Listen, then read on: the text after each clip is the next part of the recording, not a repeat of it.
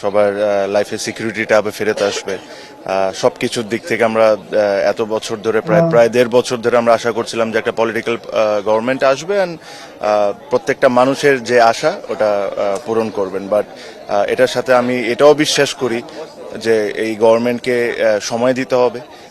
কোনো কিছু দ্রুত হয়ে যায় না, সবকিছু ভালো কিছু হওয়ার জন্য এটা সময় দেওয়া লাগবে। আর আমি আশা করি যে বাংলাদেশের প্রতিটা মানুষ তাদেরকে ওই সময়টাই দিবে যে ওনারা যেরকম বাংলাদেশের জন্য ভালো কিছু করতে পারে।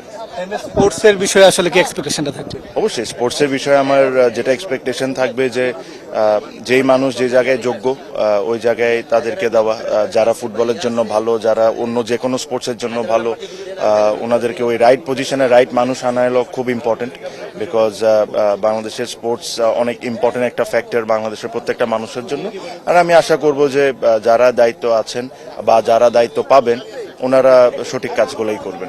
স্পোর্টসম্যানকে কি মিনিস্টার হিসেবে এক্সপেকটেশনের জায়গাটা রয়েছে কিনা? হতেই পারে যদি উনি পলিটিক্সের সাথে জড়িত থাকেন আর দীর্ঘ অনেক বছর ধরে যদি পলিটিক্স করেন আর ক্রিয়া নিয়ে যদি কাজ করেন, ও কেন না। আমি মনে করি যে স্পোর্টসম্যান হয়েছেন দেখে যে স্পোর্টস মিনিস্টার হইতে পারবেন না, আমি তা মনে করি না। আমার কাছে মনে হয় যে যদি যারা এই ক্রিয়াঙ্গনের জন্য কাজ করবেন তাদের প্রত্যেক মানুষের উনি যদি ডিজার্ভিং হয়ে থাকে অবশ্যই